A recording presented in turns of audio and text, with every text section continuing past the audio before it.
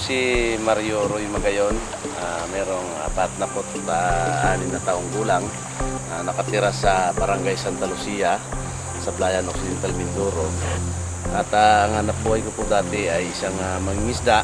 2004 yung ating klima medyo sa maayos pa. Kumbaga, meron na rin ako narinig sa mga matanda na kumbaga ang panahon daw natin tumatanda rin, parang ulyanin na. So bali wala lang sa mga ano yon, sa mga tao kasi wala pang nagpapaliwanag tungkol dun sa pagbabago ng klima.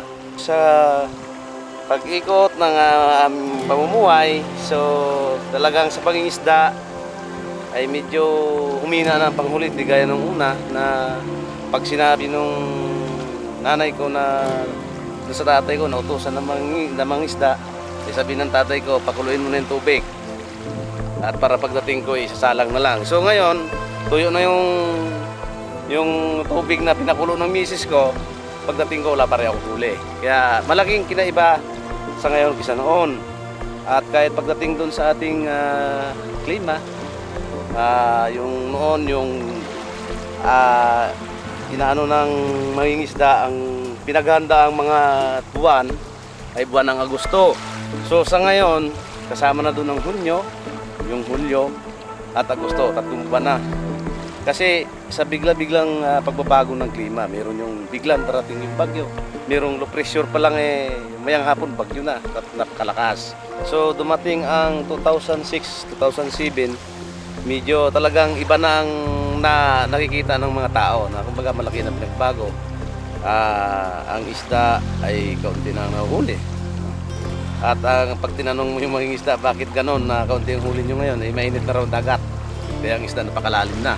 2007, no? 2008, umatake yung crown of thorn sa Apurip. Sumama rin ako doon sa sa pagkukuha ng mga crown of thorn kasi ang crown of thorn ay isa sa matinding manira ng ating corals, no? Pag nadaanan ng corals dito ay nag-deflate siya. Mabuti sana kung ang Apurip ay napakaraming mga predator na kumakain ng crown of thorn ay wala na. Kaya kailangan na talaga yung persa ng tao na para alisin siya. At almost 5,000 noong 2009 ang nabuong record sa dami na ibinao namin ng crown of thorn sa harapan ng ranger station ng Apurip. Nung nasa Santa Lucia na ako, nagaling ko nga ng Yapang. So yung aming shoreline doon, yung baga yung playa is napakalayo pa sa tabing dagat. At kung makita na nga natin yung mga picture mo una yung sa harapan ng bahay ko ay mayroon pang 2 nyug na nakalinya na tanim. So sa ngayon wala na yun, na tangay na ng dagat. At yung aming puno ng talisay, kung mapansin lang noon na yung puno ng malapit sa bahay, kung may puno ng talisay, sa ngayon wala na yung talisay, buwal na. Ano ko rin sa pagbago ng klima natin, yung pagtaas ng tubig, no? Yung bigla ang pagbaha. Kung noon kung mapansin natin yung breakwater, mayroong 1 feet pa siguro o 1 feet pa ang taas bago mapantay na doon sa simento. So sa ngayon talagang pantay na pantay lang doon sa level nung karsada.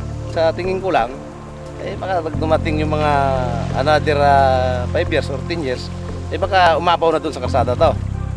Kasi taon-taon magbabago yung yung ating klima. Sa ngayon, dapat ay pag-isipan na natin, hindi man natin masawata, kumbaga ay mabawasan natin o maantala natin yung epekto ng pagbabago ng klima sa atin sa mundo.